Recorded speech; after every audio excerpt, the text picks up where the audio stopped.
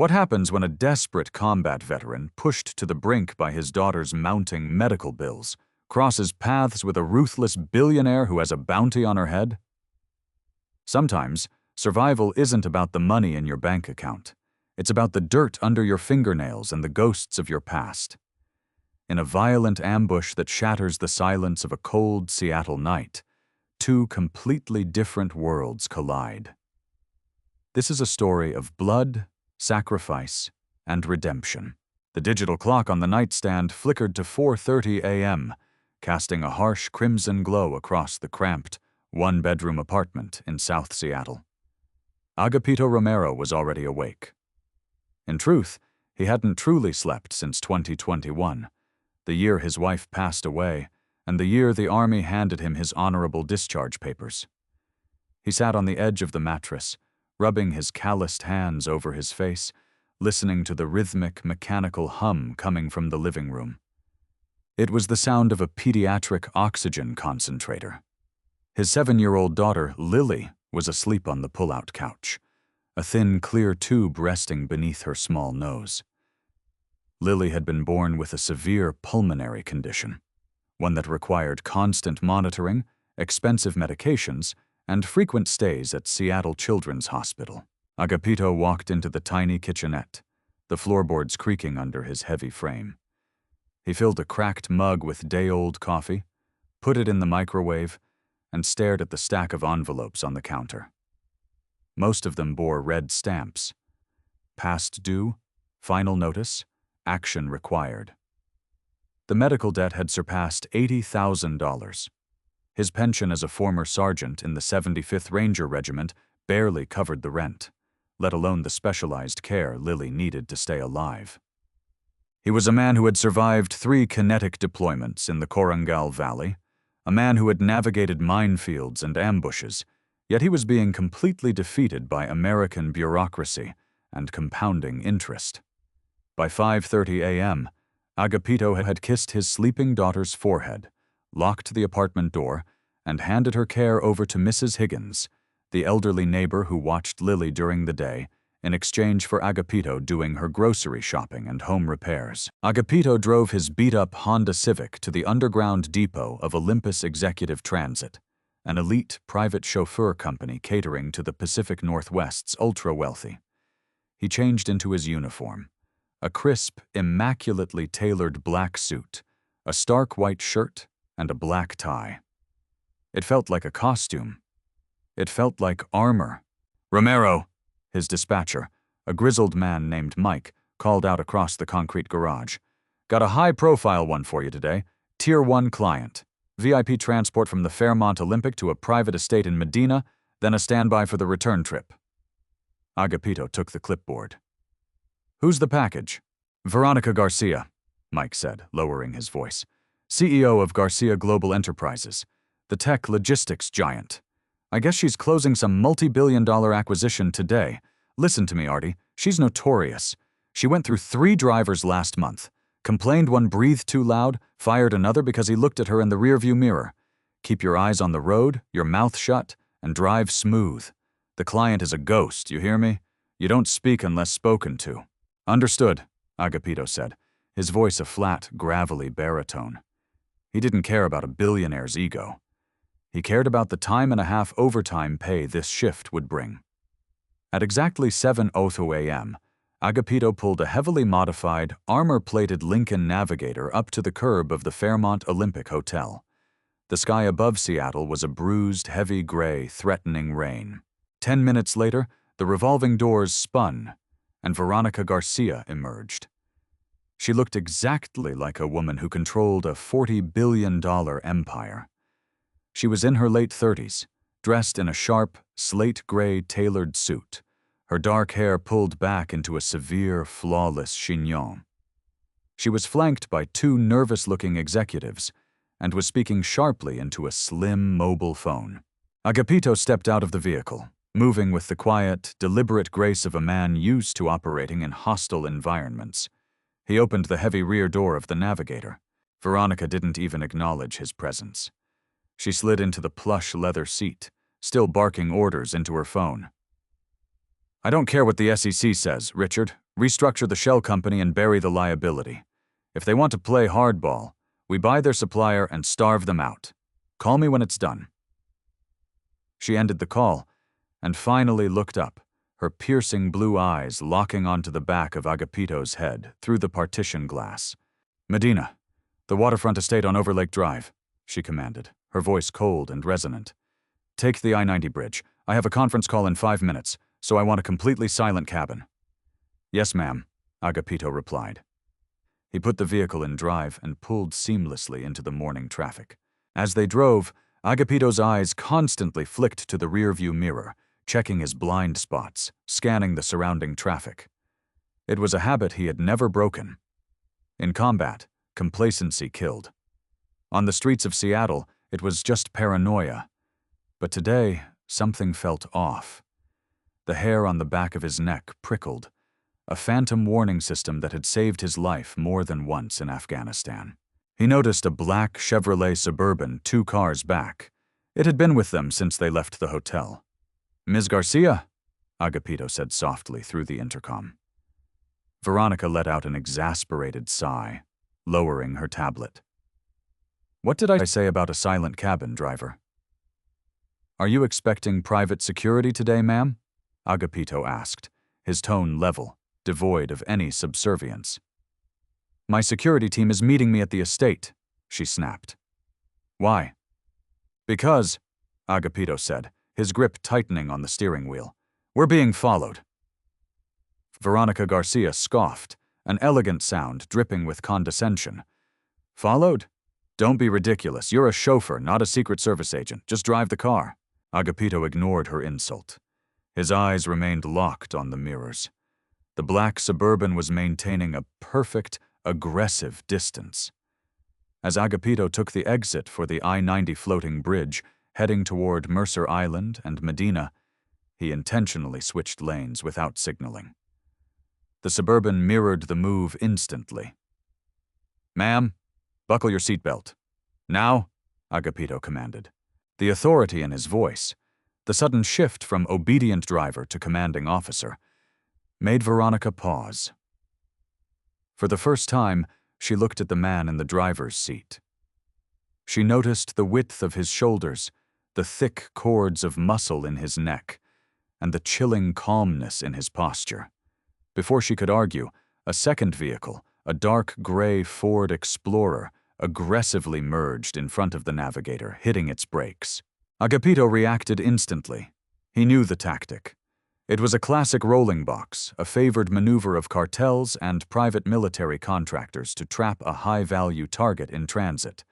The Explorer was the anvil. The Suburban was the hammer. "Hold on!" Agapito shouted. He didn't hit the brakes. He slammed the accelerator, throwing the 3-ton armored Lincoln forward. The massive grille of the Navigator smashed into the rear bumper of the Ford Explorer, violently shoving the lighter vehicle out of the lane. Veronica screamed as the impact threw her against her seatbelt, her tablet flying across the cabin. "What are you doing?" she shrieked, terror finally cracking her stoic facade.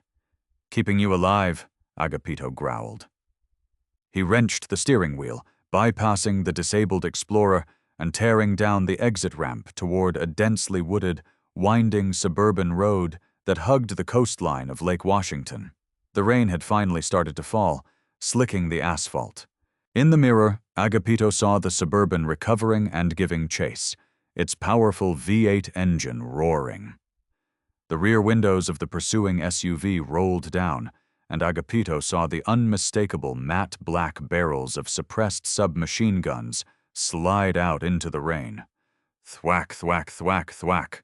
Sparks flew from the asphalt, and the rear window of the Navigator spiderwebbed as high-velocity rounds slammed into the ballistic glass. The heavy armor held, but Agapito knew it wouldn't withstand sustained automatic fire. "Get down on the floorboards!" Agapito roared over the sound of the engine and the impacts. "Do not lift your head!" Veronica, trembling, slid off the leather seat and curled into a ball on the floor, her expensive suit soaking up the dirt from the mats. "Who are they? What do they want?" "I'd guess they want you," Agapito said grimly, throwing the vehicle into a sharp left turn, tires screaming against the wet pavement. They were entering a secluded stretch of road surrounded by dense, towering Douglas firs and thick Pacific Northwest underbrush. Suddenly, as they rounded a blind curve, Agapito slammed on the brakes. The massive SUV fishtailed, anti-lock brakes violently shuddering. A massive, freshly felled cedar tree lay directly across the road, completely blocking their path. It was a planned choke point, a kill zone. The Navigator skidded to a halt mere feet from the trunk. Behind them, the black Suburban screeched to a stop, blocking their retreat. Doors flew open. 4 men poured out, dressed in tactical black, wearing balaclavas and body armor, moving with the disciplined, synchronized precision of highly trained operators. "They're flanking," Agapito muttered to himself. He knew he had seconds before they brought armor-piercing rounds or explosives to bear on the cabin. He unbuckled his seatbelt, reached under his seat, and pulled out a heavy steel lockbox. He keyed in a combination with lightning speed and pulled out a Sig Sauer P320 pistol and 2 spare magazines. He tucked the weapon into the waistband of his trousers. "Ms. Garcia," Agapito said, turning back to the terrified billionaire. "When I open this door, you are going to run into those trees. You will not stop. You will not look back. Do you understand?" I can't," she stammered, staring at the armed men advancing in the rearview mirror. "They have guns. I'll pay them. I can write a check." "They don't want a check, lady," Agapito snapped, grabbing her by the collar of her suit jacket. "They want leverage or they want you dead. Now move!" Agapito kicked his door open. As he did, he blindly fired 3 rapid shots toward the advancing mercenaries. He didn't aim to kill. He aimed to suppress. The loud cracks of his unsuppressed pistol echoed through the canyon, forcing the heavily armed men to instinctively duck behind the doors of their Suburban. That microsecond of hesitation was all Agapito needed. He hauled Veronica out of the rear door, threw his body over hers to shield her from the line of fire, and sprinted into the dense, dark tree line just as the mercenaries opened fire, shredding the open doors of the Lincoln Navigator into twisted metal. The Pacific Northwest forest was a suffocating maze of ancient ferns, rotting logs, and towering evergreens. The canopy was so thick that it blocked out the weak morning light, plunging Agapito and Veronica into a dim, damp twilight. The rain fell heavily now, turning the forest floor into a slick slide of mud and decaying pine needles. Agapito dragged Veronica forward by her wrist, moving at a punishing pace. He ignored the thorns tearing at his suit and the branches whipping against his face. His breathing was controlled, rhythmic. His mind had completely shifted away from the desperate father agonizing over medical bills, locking into the cold, calculated processing speed of a ranger behind enemy lines. I can't breathe," Veronica gasped, stumbling over a massive tree root. She fell hard, twisting her ankle in the thick mud. Agapito stopped, kneeling beside her. "Get up." "I can't," she yelled, tears of pain and panic streaming down her flawless face. Her expensive heels were ruined, her stockings torn. "Leave me alone! Do you know who I am? I can't be out here like an animal!" Agapito grabbed the lapels of her soaked Tom Ford jacket and hauled her to her feet, bringing his face inches from hers. His eyes were devoid of sympathy. "Right now, you are not a CEO. You are not a billionaire. You are a target. And if you don't move, you're going to be a corpse. Take off the shoes." "What?" "Take off the high heels, Veronica. Now. They're breaking your ankles and leaving deep tracks in the mud." She stared at him, shocked by the use of her first name and the absolute authority in his voice. In her world, no one spoke to her like this. But looking into the cold, dead calm eyes of her driver, she realized her money meant absolutely nothing out here. Trembling, she kicked off the designer heels. "We need to put distance between us and the kill zone," Agapito whispered, his head swiveling, tracking the sounds of the forest. He could hear the distinct, heavy crunch of combat boots on wet foliage about 200 yards behind them. The hunters had entered the woods. "Who are you?" Veronica whispered, limping as she followed him, her bare, silk-stockinged feet freezing in the mud. "You're not just a chauffeur." "My name is Agapito Romero," he replied quietly, helping her navigate down a steep, muddy ravine. "And right now, I'm the only thing keeping a bullet out of your head. Keep quiet." They reached the bottom of the ravine, hiding beneath the sprawling, hollowed-out root system of a fallen redwood. The earth smelled of wet decay and iron. Agapito pushed Veronica into the darkest recess of the roots, pressing a finger to his lips. Above them, on the ridge, the foliage rustled. Agapito peered through the ferns.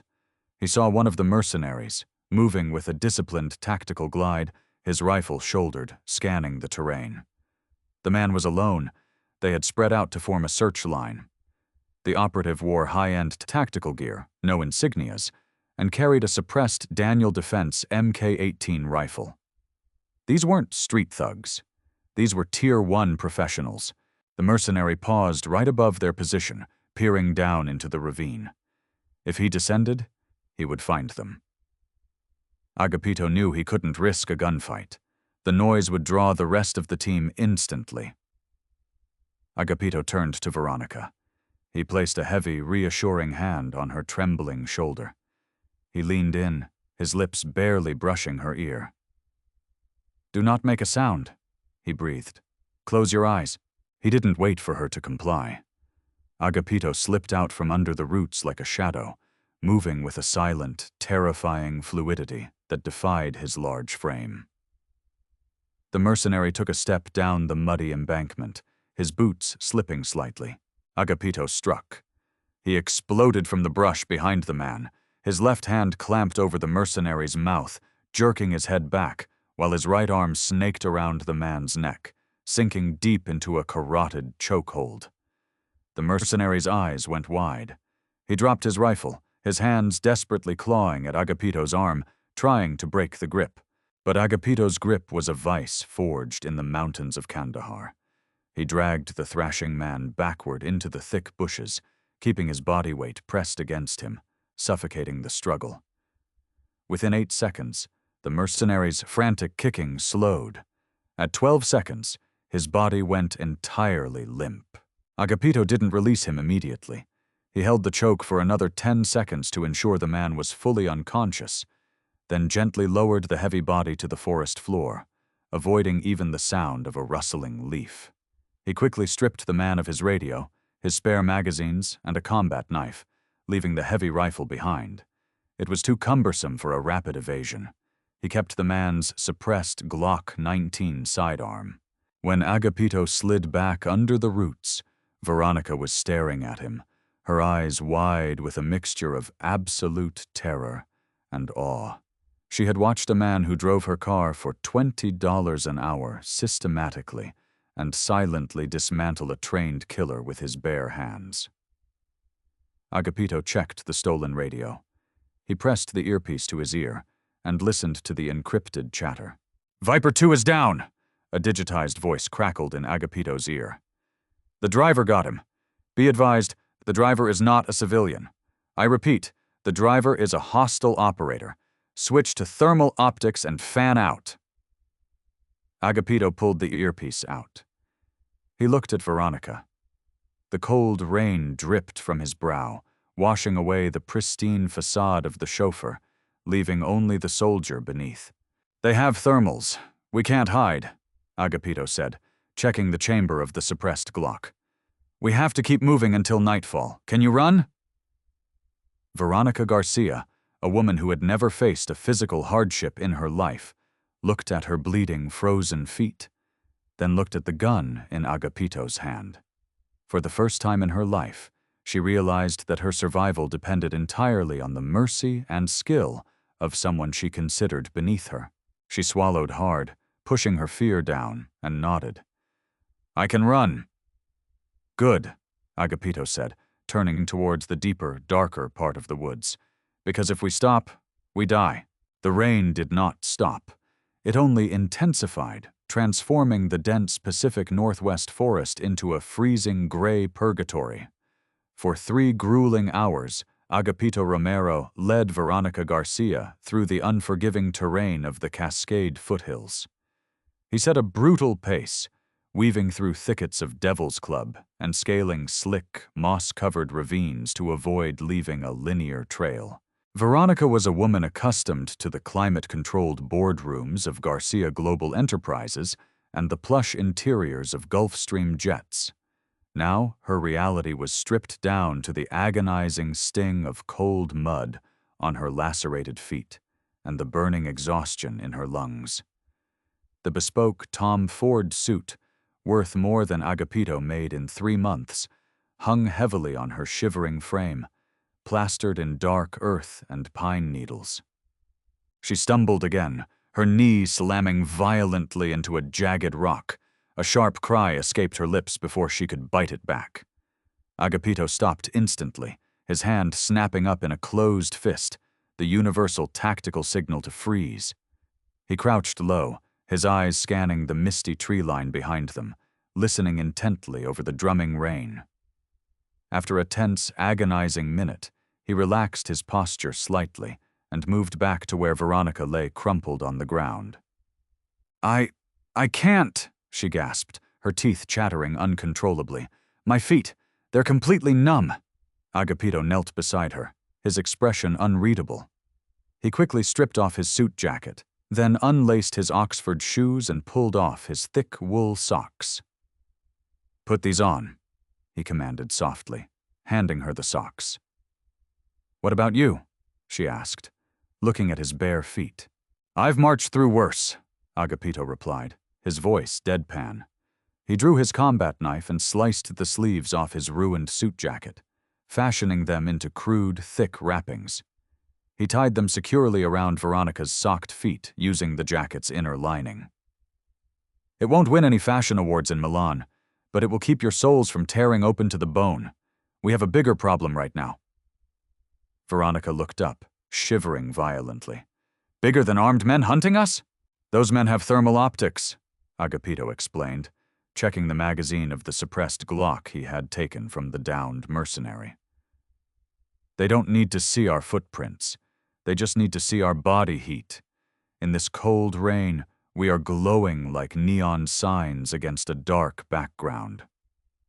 So how do we hide? Agapito pointed through the trees. A low, roaring sound echoed from the bottom of the gorge.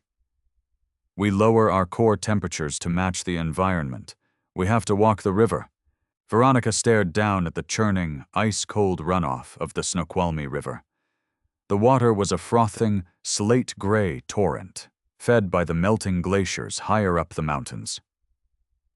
We'll freeze to death. Hypothermia takes hours to kill you, Agapito said, extending a calloused, steady hand to help her up. A 5.56 round from a Daniel defense rifle takes a fraction of a second. The choice is yours. Veronica looked into his eyes. There was no pity there, only the cold, hard arithmetic of survival. She took his hand. They descended into the freezing water. The shock of the cold was an instantaneous physical blow. It stole the breath from Veronica's lungs, feeling as though thousands of icy needles were driving into her skin. Agapito stayed close, gripping her arm tightly to keep the fast-moving current from sweeping her away. They waded waist-deep, navigating the slippery river rocks, using the steep, overhanging banks for cover.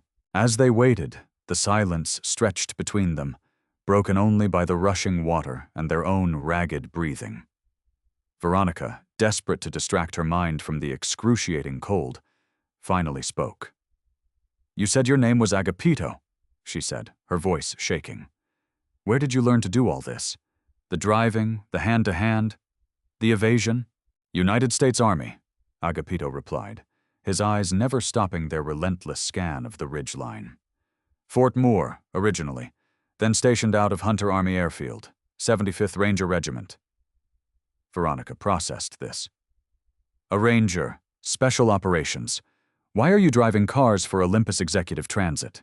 Surely there are private military firms, Constellation Risk, Academy, that would pay a fortune for someone with your background.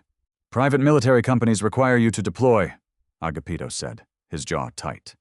They require you to be away for 6 to 9 months at a time. I can't do that. Why not? Agapito hesitated.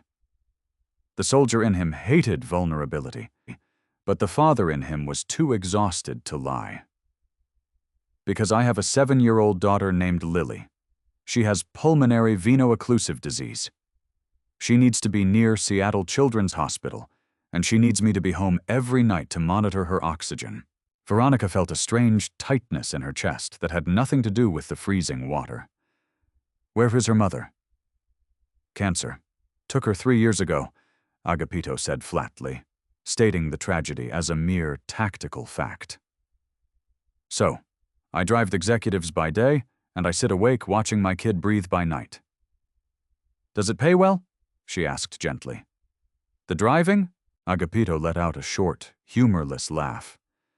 It pays $22 an hour, ma'am. Lily's medication costs $4,000 a month. I'm currently $80,000 in medical debt. The bank is foreclosing on our apartment next week, so no, it doesn't pay well. But the schedule is flexible. Veronica was stunned into silence. $80,000. She spent that much on catering for a single shareholder gala. She had dropped more than that on a vintage Rolex on a whim last Tuesday. This highly trained, lethal operator, a man who was currently risking his life and enduring freezing waters to keep her alive, was being crushed by a sum of money she wouldn't even notice missing from her personal checking account. Before she could respond, Agapito suddenly pushed her hard against the muddy, overhanging bank of the river, diving on top of her. "Don't move," he hissed into her ear. High above them, on the edge of the ravine, 3 dark figures appeared through the mist. They were holding their rifles up, scanning the river basin. One of them had a heavy thermal monocle strapped to his helmet. The mercenary panned the device directly over Agapito and Veronica's position. Veronica held her breath, her heart hammering wildly against Agapito's chest. They were submerged up to their shoulders in the glacial runoff, their bodies caked in thick, freezing mud.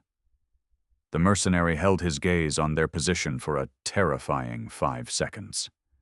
Then, seeing nothing but the cold, ambient temperature of the riverbank, he tapped his radio, signaled his men, and moved further down the ridge. Agapito waited a full 2 minutes before he pulled Veronica out of the water. They were both shivering violently now, their lips tinged with blue. "They passed," Agapito whispered. "But we can't stay out here. We need heat and cover or we won't make it through the night." 2 miles east, hidden deep within a secondary growth of hemlock and fir, Agapito found salvation. An abandoned, rusted-out Forestry Service cabin, likely unused since the logging operations of the late 1990s. The roof was partially caved in, and the windows were boarded shut, but it was dry, and more importantly, it offered a defensible choke point. Agapito kicked the heavy wooden door open and cleared the single room, his stolen Glock sweeping the dark corners. Nothing but dust, mice droppings, and the remnants of an old iron wood stove. He ushered Veronica inside and immediately went to work. He tore dry bark and moss from the underside of the floorboards, and, using the spark from his vehicle's emergency flare striker he kept on his keychain, managed to coax a small, smokeless fire to life inside the iron stove. The heat was meager, but to their freezing bodies, it felt like the sun. Veronica huddled close to the iron, her teeth still chattering, while Agapito systematically began tearing up the heavy floorboards to barricade the door and create firing ports near the shattered windows. "You're barricading us in," Veronica said, wrapping her arms around her shivering torso. "You think they'll find us? They are professionals," Agapito said, stacking heavy timber against the doorframe. "The thermal camo bought us time, but they have trackers, dogs maybe, and definitely drones. They know we are boxed into this valley. It's not a matter of if they find us, Veronica. It's when." Veronica stared into the small flames, the reality of the situation finally crystallizing in her mind. Her fear was slowly beginning to curdle into something else. Rage. "It's Derek!" she whispered, her voice hardening. Agapito stopped his work, looking back at her. "Who is Derek?" "Derek Rigsby, my chief operating officer," Veronica said, her eyes flashing with a cold, terrifying intellect. The billionaire CEO was returning to the surface. "We are in the middle of a hostile takeover of Apex Logistics. It's a multi-billion-dollar acquisition. But last week, my forensic accountants found massive discrepancies in Apex's international shipping manifests. They weren't just moving tech components. They were smuggling military-grade ordnance through shell companies in Eastern Europe." Agapito narrowed his eyes. "And Rigsby?" Rigsby was the architect of the deal. He pushed for it for 2 years. If I killed the acquisition and went to the SEC or the FBI, Rigsby would go to federal prison for corporate espionage and international arms trafficking, she explained rapidly, her mind connecting the dots. "Derek oversees Garcia Global's internal security. He hired my security detail. He knew exactly what route my driver was taking today. He knew the secondary security team wouldn't be at the Medina estate. He sold you out," Agapito summarized bluntly. "He hired a wetwork team to eliminate you and make it look like a cartel kidnapping or a random hit. With you dead, as COO, he assumes interim control of the board. He buries the audit, completes the Apex merger, and covers his tracks." Veronica nodded, her fists clenching until her knuckles turned white. "Those men out there, they are on Derek's payroll. He's using Garcia Global Capital to hunt me. Then we have to make sure you survive to fire him," Agapito said. He walked over to his discarded, ruined suit jacket and checked the pockets. He pulled out his civilian cell phone. The screen was cracked, and the battery was in the red. "No signal," Agapito muttered. "The storm and the mountains are blocking the cell towers, and if they are ex-military, they are likely running portable jammer packs to isolate the area." "So no one is coming for us?" Veronica said quietly. "No one was ever coming for us," Agapito replied, his voice eerily calm. He walked back to the window, peering out into the darkening forest. The weak daylight was completely gone now, replaced by an inky, oppressive blackness. He began to meticulously check his weapons. He had his own Sig Sauer P320 with 2 spare magazines, and the stolen Glock 19 with 1 magazine. Total round count, 52 bullets. It was pitifully low for a prolonged firefight against a heavily armed squad. Agapito moved around the cabin, using thick branches and paracord from his survival keychain to rig tripwires across the blind spots outside the windows. He set up empty tin cans he found in the trash heap as acoustic alarms. He was turning the decrepit cabin into a miniature fortress. Veronica watched him, utterly mesmerized by his efficiency. "Why are you doing this, Agapito?" He paused, looking back at her. "Excuse me? You could have surrendered me to them at the barricade," she said, her voice dropping to a whisper. "You could have run. You're a civilian now. You have a sick daughter who needs you. Why are you risking your life? Why are you risking leaving Lily an orphan for a billionaire you met 3 hours ago?" Agapito stared at her for a long moment. He looked down at the scratched metal of his sidearm. "Because of what you just said," Agapito answered, his voice thick with an emotion he rarely let show. "I have a daughter, and I'm raising her in a world where men like Derek Rigsby think they can buy human lives, where money dictates who lives and who dies. I can't afford to pay my daughter's medical bills, but I can still fight. I can still stand between the wolves and the sheep." He walked over to her, his large frame casting a long shadow in the flickering firelight. I swore an oath a long time ago, Veronica, to protect against all enemies, foreign and domestic. They didn't revoke that oath when they handed me my discharge papers. I won't let them kill you." Veronica looked up at this battered, exhausted, magnificent man, feeling a profound sense of awe. In a world of sycophants and corporate sharks, she had finally met a man made of absolute, unbreakable iron. Suddenly, A sharp, metallic clatter echoed from the darkness outside. Agapito instantly extinguished the fire in the stove with a handful of wet dirt, plunging the cabin into total darkness. He moved to the window with lethal silence, raising his rifle. "One of the tin cans," Agapito whispered, thumbing the safety off his Sig Sauer. The metallic click was loud in the silent cabin. "Get down, Veronica. They're here." The silence that followed the metallic clatter was absolute, heavy with lethal intent. In the pitch-black cabin, Agapito Romero's breathing was slow and measured, a stark contrast to the frantic, bird-like fluttering of Veronica Garcia's chest pressed against the floorboards. Outside, the storm raged, masking the sound of tactical boots advancing through the mud. Agapito closed his eyes, letting his hearing take over. He didn't need to see them. He knew exactly how a breach team operated. 3, 2, 1, crash! The front door, reinforced by heavy timber, shuddered violently under the impact of a battering ram. But it held. Simultaneously, a blinding white strobe of a flashbang grenade shattered the window to Agapito's left, bouncing across the wooden floor. "Eyes tight!" Agapito roared, throwing a heavy woolen blanket over Veronica just as the device detonated. The explosion was a deafening thunderclap, filling the small cabin with acrid smoke and a blinding, searing flash that turned the darkness into a blinding white hell. If Agapito had been looking, his retinas would have burned. Instead, relying purely on muscle memory and spatial awareness, he pivoted toward the shattered window. Two dark figures crested the sill, their rifles raised, green lasers slicing through the smoke.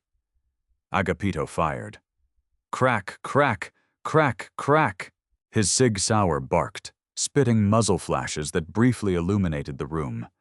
He aimed for the center of mass, trusting his hollow-point rounds to find the gaps in their Kevlar plates. The first mercenary grunted, a heavy, wet sound, and fell backward out of the window frame. The second operator fired blindly, a hail of suppressed 5.56 rounds chewing through the rotting log walls inches above Agapito's head, showering him in deadly splinters. Agapito dropped to a knee, altered his angle, and fired 3 rapid shots upward. The mercenary slumped it over the sill, his rifle clattering to the floor inside the cabin. "Two down," Agapito muttered, his ears ringing from the concussive force of the firefight. But he knew a standard hit squad operated in teams of 4 or 6. The assault wasn't over. Suddenly, a loud, tearing sound came from the rear of the cabin. The back wall, structurally compromised by decades of rot, exploded inward. A third mercenary, a towering man clad in heavy tactical gear, crashed through the weakened timber. He had bypassed the fatal funnel of the doors and windows.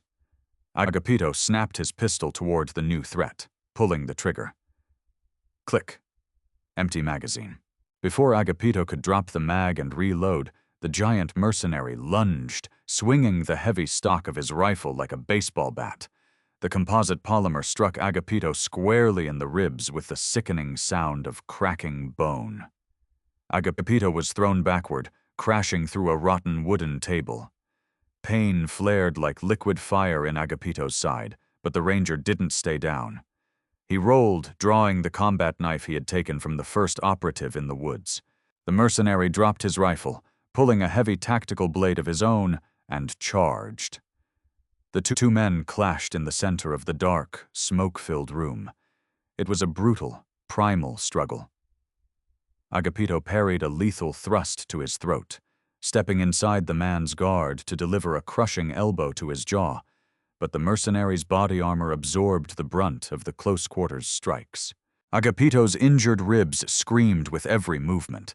He was exhausted, freezing, and bleeding, operating purely on adrenaline and sheer, stubborn refusal to die.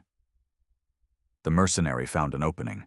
He grabbed Agapito by the throat, driving him brutally against the remaining stone chimney, pinning him. The man raised his knife, the serrated edge gleaming in the faint moonlight filtering through the smoke. "Nothing personal, driver," the mercenary grunted, driving the blade downward. Agapito caught the man's wrist with both hands, his muscles trembling under the overwhelming downward pressure of the giant. The blade inched closer to Agapito's eye. His strength was failing. The cold river water had drained his reserves. Then, a trembling, deafening roar shattered the struggle. Bang! The mercenary froze. His eyes widened in shock beneath his balaclava. The pressure on Agapito's throat instantly vanished. The giant swayed, then collapsed sideways onto the floorboards like a felled oak. Behind him stood Veronica Garcia. She was on her knees, gripping the stolen Glock 19 with both of her shaking, mud-caked hands. The slide of the pistol was locked back, smoke curling lazily from the barrel. She had fired a single, desperate shot directly into the unprotected gap at the back of the mercenary's neck. Veronica stared at the dead man, then at the gun in her hands, her eyes wide with horrified disbelief. The billionaire CEO, a woman who previously abhorred the very concept of physical violence, had just taken a human life to save a chauffeur. Agapito slid down the stones of the chimney, clutching his broken ribs, gasping for air. He looked at Veronica, his hardened eyes softening with profound respect. You missed the safety switch the first time," Agapito coughed, spitting a mixture of saliva and blood onto the floorboards. "But good recovery." Veronica dropped the pistol, her entire body shaking uncontrollably. Tears streamed down her dirty face, carving clean tracks through the mud. "I killed him. Agapito, I killed him." "No," Agapito said firmly, forcing himself to his feet despite the agonizing pain in his chest. He limped over to her, pulling her into a tight, protective embrace. "You saved me. You survived. There is a difference." He held her as she sobbed, the adrenaline crash hitting her like a freight train. But there was no time to process the trauma. Agapito quickly stepped away and grabbed the dead mercenary's rifle and tactical vest, tossing a spare magazine to Veronica. "Load the Glock," Agapito commanded, his voice returning to the cold, authoritative tone of a squad leader. "The others will be regrouping. We have maybe 5 minutes before they call in a drone strike or bring heavier explosives." Veronica wiped her eyes, her jaw setting into a hard, determined line. She picked up the pistol and slammed a fresh magazine home. The fear was still there, but it was now tempered with cold steel. The storm finally broke, just as the first gray fingers of dawn began to creep over the Cascade Mountains. The rain slowed to a misty drizzle, casting an eerie, pale light over the shattered ruins of the forestry cabin. Inside, the smell of cordite and copper was overwhelming. Agapito sat heavily on an overturned crate, his white chauffeur shirt unbuttoned and soaked in blood. The blunt force trauma to his ribs was severe, but a glancing bullet from the initial window breach had also grazed his left shoulder, leaving a deep, weeping trench in his flesh. Veronica knelt beside him, her hands moving with frantic, focused energy. She had completely stripped off the remaining clean silk lining of her ruined designer jacket, tearing it into long, makeshift bandages. "Hold still," she ordered, pressing the silk firmly against his bleeding shoulder. Agapito gritted his teeth, a hiss of pain escaping his lips. "You tie a decent pressure dressing, Ms. Garcia." "My mother was an ER nurse before my father made his first million," Veronica said, her voice surprisingly steady as she wrapped the fabric tightly around his chest, binding his broken ribs. "I spent my childhood doing homework in hospital waiting rooms. I know how to stop bleeding." She pulled the knot tight, leaning back to inspect her work. Her hands were stained red with his blood. The billionaire who had thrown a tantrum over an incorrect coffee order yesterday was gone. In her place was a survivor forged in a single, terrifying night. Why did they stop? Veronica asked, gesturing to the silent forest outside. There were at least 2 more men out there. Agapito was rifling through the tactical vest of the giant he had fought. He pulled out a heavy, ruggedized satellite radio. Because of this, Agapito said, tapping the radio's screen. Their commander ordered a tactical pause. They realized I'm not a helpless civilian, and they've lost 4 men. They are waiting for daylight, and they are waiting for extraction. Agapito pressed a sequence of buttons on the encrypted radio. To Veronica's surprise, the screen unlocked. How did you do that? Standard PMC encryption protocols. They rely on lazy factory defaults half the time, Agapito muttered, scanning the message logs. His eyes narrowed. I was right. They have a designated exfiltration point, a private, abandoned logging helipad about 3 miles north of here. Agapito clicked on the latest incoming audio file. The radio crackled, projecting a crisp, arrogant voice into the quiet cabin. Viper Lead, this is Alpha Actual. I am en route to the LZ via chopper. Have the package secured. I want visual confirmation of Garcia's body before I wire the remaining funds. Do not mess this up. Rigsby out. Veronica's breath hitched. Hearing Derek Rigsby's voice, the man she had mentored, the man who had sat at her dining table and drank her wine, casually ordering her death, sent a wave of pure, unadulterated fury through her veins. He's coming, Veronica whispered, her hands balling into fists. Derek is coming here. He's flying into the logging helipad in 30 minutes, Agapito corrected, checking the time on the radio. He expects his men to meet him there with your body. When they don't show up, he'll know the hit failed. He'll take off, flee the country to a non-extradition zone, and you will spend the rest of your life looking over your shoulder. Veronica looked at Agapito. He was battered, bruised, and bleeding. He had a daughter waiting for him, a mountain of debt, and every reason in the world to limp toward the nearest highway and call the police. We need to get you to a hospital, Veronica said, though her voice lacked conviction. Agapito looked up, meeting her gaze.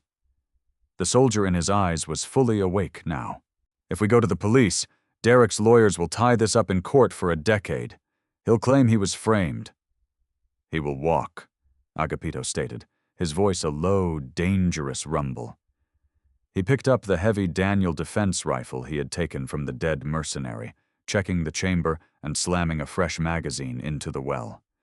He stood up, wincing as his broken ribs ground together, but he refused to hunch over. He slung the rifle over his uninjured shoulder.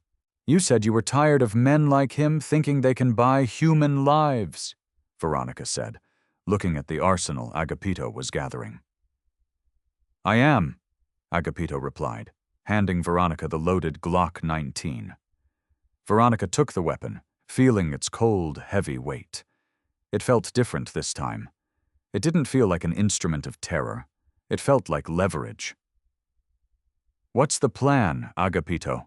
She asked, her blue eyes turning as cold and hard as glacial ice. Right now, Derek Rigsby thinks he is the predator, and we are the prey, Agapito said, moving toward the rear exit of the shattered cabin. He looked back at the CEO, a grim, terrifying smile touching the corners of his mouth. It's time to change the narrative. We don't run, Veronica. We hunt. Together, the bleeding chauffeur and the barefoot billionaire stepped out into the pale light of dawn, heading north toward the helipad, ready to burn a corporate empire to the ground. The 3-mile trek to the abandoned logging helipad was an agonizing test of human endurance. The rugged terrain of the Cascade foothills, normally a playground for weekend hikers, had become a brutal gauntlet. Agapito Romero moved with a heavy, deliberate limp. His broken ribs ground together with every step, and the makeshift silk bandage beneath his torn shirt was soaked through with fresh blood. Yet, his grip on the Daniel defense rifle never wavered. Veronica Garcia matched his pace, step for barefoot step. The crude, muddy wrappings Agapito had fashioned from his suit jacket were tearing, but she didn't utter a single complaint. She was running on pure, unadulterated adrenaline and a cold, consuming rage. By 7:15 a.m., they reached the crest of a ridge overlooking an old, clear-cut zone. In the center of a wide, gravel-strewn clearing sat a cracked concrete helipad, slowly being reclaimed by invasive blackberries and moss. Agapito dropped to his stomach, wincing, and motioned for Veronica to do the same. He pulled up a pair of heavy Steiner tactical binoculars from the dead mercenary's vest and scanned the clearing. 2 tangos, Agapito whispered, his voice raspy. Viper lead and 1 remaining operator. They've established a perimeter on the north and south edges of the concrete. They're watching the tree line, waiting for the rest of their squad. And Derek? Veronica asked, her breath misting in the cold morning air. Not here yet, Agapito replied. He handed her the binoculars. Look at the tree line to the west. Do you see those rusted diesel fuel barrels? Veronica adjusted the focus. She saw a stack of 4 corroded red barrels left behind by the logging company decades ago. I see them. I'm going to flank right and position myself behind that wreckage, Agapito said, outlining the tactical geometry in his head. When Derek lands, all their attention will be on the helicopter. That's our window. But I need to draw the 2 mercenaries away from the landing zone simultaneously to isolate Derek. How? Agapito reached into the pouches of the tactical vest and pulled out a single cylindrical device. An M67 fragmentation grenade. I'm going to set a tripwire trap on the north trail. When it detonates, they will think their missing men triggered a booby trap, or that we are trying to ambush them from that direction. They will push north. When they do, I take them from the flank. He looked at Veronica, his hardened eyes locking onto hers. I need you to stay here. If I drop, or if this goes sideways, you run east toward the highway. You do not stop. Veronica shook her head, her jaw set. No, I'm not hiding in the mud while you fight my battles, Agapito. I have a gun. Tell me what to do. Agapito studied her for a long second. The Billionaire CEO was gone. In her place was a trench-forged survivor. He unclipped the heavy satellite radio from his belt and handed it to her. Derek is an arrogant man, Agapito said softly. When he steps off that chopper and realizes his men don't have your body, he'll panic. He'll try to contact them on the secure net. I want you to press this button and speak to him. Keep him distracted. Keep him looking at the trees. Give me exactly 60 seconds to close the distance. Veronica gripped the radio, her knuckles white. Consider it done. Agapito gave her a single nod, then melted into the dense underbrush, moving with a terrifying, silent grace that defied his massive injuries. 10 minutes later, the low, rhythmic thumping of rotor blades echoed off the mountains. A sleek, black Augusta Westland AW-109 helicopter breached the cloud cover, banking sharply before descending toward the cracked concrete. The sheer power of the downwash flattened the tall grass and whipped a blinding storm of debris across the clearing. The 2 mercenaries broke from the tree line, shielding their eyes, moving toward the landing zone to meet their employer. The helicopter touched down. The side door slid open. Derek Rigsby stepped out into the Pacific Northwest drizzle. He was a stark, jarring contrast to the violent wilderness around him. He wore a flawless, bespoke Brioni overcoat, his silver hair perfectly styled, holding a suppressed Heckler & Koch USP pistol in his gloved hand with awkward stiffness. He was a boardroom predator attempting to play warlord, and he looked entirely out of his depth. Derek shouted over the dying whine of the rotors, approaching the 2 mercenaries. Where is Viper 2? Where is the package? I told you I wanted visual confirmation of Garcia's body. Viper Lead, a hardened operator with a scar crossing his nose, shook his head. Sir, we lost contact with the assault team an hour ago. We were waiting for them to regroup here. Derek's face flushed red with panic and fury. You lost contact? It's a chauffeur and a woman in high heels. How do you lose contact with a $50 million wetwork team? Before the mercenary could answer, Veronica pressed the transmit button on the satellite radio. They lost contact, Derek, because they underestimated the chauffeur. Veronica's voice crackled through the encrypted comms earpieces worn by both mercenaries and echoed loudly from the helicopter's internal radio system. Derek froze, his eyes widening in pure horror. He spun around, aiming his pistol blindly at the surrounding forest. "Veronica?" "I have to say, Derek, I'm disappointed," Veronica's voice continued, dripping with lethal composure. "A hostile takeover of Apex Logistics? Funneling arms through Eastern Europe? It's so cliché. You always lacked creative vision." "Find her," Derek screamed at the mercenaries, his composure shattering completely. "She has a radio, she's close. Kill her." Suddenly, a massive explosion rocked the north side of the clearing. The M67 grenade Agapito had rigged detonated with a deafening roar, sending a shockwave of displaced air and shrapnel tearing through the trees. Both mercenaries instantly reacted to the blast, pivoting north and raising their rifles, abandoning Derek to secure the perceived threat. It was the fatal mistake Agapito had engineered. Rising from the rusted diesel barrels directly behind them, Agapito Romero didn't hesitate. He raised the Daniel Defense rifle. Pop, pop. Pop, pop. 4 suppressed rounds found their marks with surgical precision. The 2 mercenaries dropped to the concrete, neutralized before they even realized they had been flanked. Derek Rigsby shrieked, stumbling backward against the fuselage of the helicopter. He raised his pistol, wildly firing 3 shots in Agapito's direction. The bullets sparked harmlessly against the rusted metal barrels. Agapito didn't return fire. He stepped out from behind the cover, walking slowly toward the helicopter, his rifle lowered but ready. He looked like an absolute specter of death, covered in mud, drenched in blood, his eyes empty of any mercy. "Get us out of here!" Derek screamed at the helicopter pilot, slamming his fist against the glass. "Take off! Now!" The pilot frantically engaged the throttle, the rotors beginning to pitch upward, preparing to lift off. Agapito calmly raised his rifle, sighted the AW-109's tail rotor assembly, and squeezed the trigger. A sustained burst of armor-piercing 5.56 rounds shattered the delicate linkage and shredded the tail rotor blades. The helicopter violently shuddered, the chassis spinning wildly on the concrete before the pilot killed the engine to prevent a catastrophic crash. The escape route was dead. Derek, realizing he was trapped, turned his pistol back toward Agapito. His hands were shaking so violently he could barely hold the weapon. "Stay back! I'll kill you! I know people! I have money!" "Money!" A cold voice echoed across the concrete. Derek spun around. Veronica Garcia was walking out of the tree line.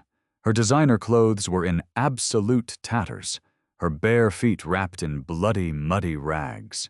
Her face was smeared with dirt and gunpowder, but her posture was that of a monarch observing a peasant. She held the stolen Glock 19 leveled squarely at Derek's chest. "Veronica?" Derek stammered, lowering his gun slightly, attempting a desperate, pathetic smile. "Vicky, listen to me. This was a misunderstanding. The Apex deal, it was for the company. We can work this out. I can write you a check right now. We can make this disappear." "You always thought everything was a transaction, Derek," Veronica said, closing the distance, her gun perfectly steady. "You thought you could buy a paramilitary squad to erase me. You thought you could buy the board. But you made one fatal miscalculation." "What?" Derek whispered, trembling. "You forgot to buy the driver," Veronica said coldly. She didn't pull the trigger. Instead, she reached into her torn pocket and pulled out Agapito's cracked civilian cell phone. She tapped the screen. "While you were busy screaming at your mercenaries, I wasn't just talking to you on the radio," Veronica said, a triumphant smile touching her lips. "I patched the satellite comms through Agapito's phone. We finally got a signal at this elevation. I had the FBI's Seattle field office on a 3-way call. They heard everything, Derek. The assassination order, the Apex smuggling confession, all of it." Derek's face drained of all color. He realized with crushing finality that his empire was gone. In a desperate, animalistic panic, he raised his pistol, aiming right at Veronica's face. "If I'm going down, you're coming with—" He never finished the sentence. Agapito lunged. Ignoring the agonizing pain in his shattered ribs, the Ranger crossed the remaining distance in a blur of motion. He struck Derek like a freight train, wrapping his massive hands around the executive's wrist and violently twisting it upward. The heckler and Koch fired harmlessly into the sky as the bones in Derek's wrist snapped with a loud crack. Derek collapsed to the concrete, screaming in agony, completely neutralized. Agapito kicked the pistol away, then stepped back, his chest heaving, his adrenaline finally burning out. He looked at Veronica, giving her a slow, exhausted nod. Then, the world tilted sideways. The blood loss and trauma finally caught up with Agapito Romero. His knees buckled, and he collapsed onto the cold, cracked concrete, the darkness rising up to claim him. The last thing he felt was Veronica Garcia dropping to her knees beside him, her desperate hands pressing against his bleeding chest. "Agapito, stay with me! Agapito!" In the distance, the wailing sirens of the FBI hostage rescue team echoed through the valley, drowning out the silence of the forest. The rhythmic, mechanical hum was the first thing Agapito recognized. It was a familiar sound, one that had haunted his sleepless nights for years. But this hum was quieter, smoother. Agapito opened his eyes. The harsh crimson glow of his Seattle apartment was gone, replaced by the soft, warm sunlight streaming through the floor-to-ceiling windows of a luxury VIP medical suite at Virginia Mason Medical Center. He was lying on a plush hospital bed, connected to an IV drip. His chest was tightly wrapped in pristine clinical bandages, and his shoulder throbbed with a dull, managed ache. He turned his head. Sitting in a leather armchair beside the bed was Lily. His 7-year-old daughter was wearing a bright yellow sundress. She didn't have the thin, clear tube resting beneath her nose. Instead, a state-of-the-art, portable oxygen concentrator, the size of a small purse, rested on the table beside her, running silently. "Daddy," Lily beamed, dropping her coloring book and scrambling up onto the edge of the bed, carefully avoiding his bandages. Agapito wrapped his good arm around her, burying his face in her hair, a profound, choking wave of relief washing over him. "Hey, Bug, are you okay? Who brought you here?" "I did." Agapito looked up. Veronica Garcia was standing in the doorway. She was transformed. The severe, slate-gray tailored suits and the tight chignon were gone. She wore a simple, elegant cashmere sweater and soft jeans. Her dark hair fell loosely around her shoulders. The icy, unapproachable billionaire had vanished in the woods. The woman standing there now radiated a quiet, grounded warmth. "How long have I been out?" Agapito asked, his voice raspy. 3 days, Veronica said, walking into the room and taking a seat at the foot of his bed. "You lost a massive amount of blood. You had 3 broken ribs, a fractured collarbone, and a severe concussion. But the doctors said your physical conditioning is the only reason you survived the shock."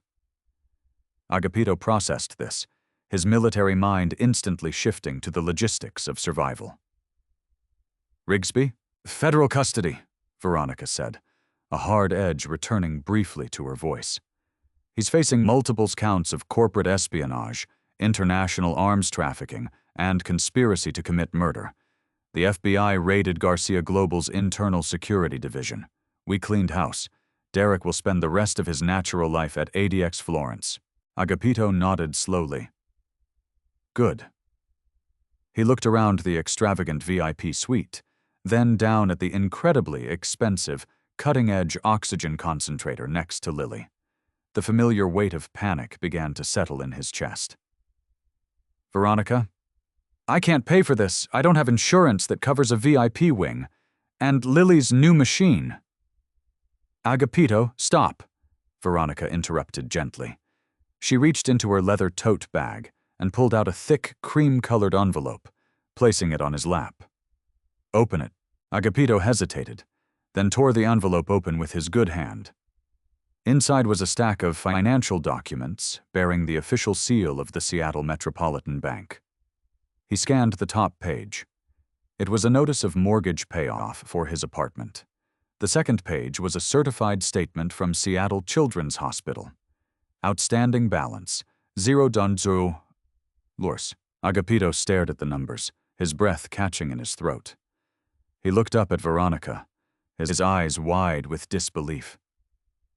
You paid my debt? I bought your debt, Agapito, and then I dissolved it, Veronica corrected him softly. And I established a blind medical trust in Lily's name. It is fully funded for the next 50 years.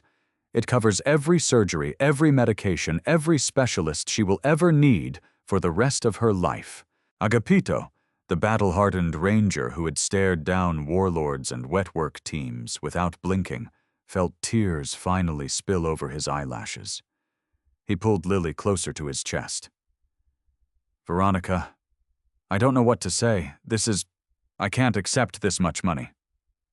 You don't have a choice, Veronica smiled, a genuine, radiant expression.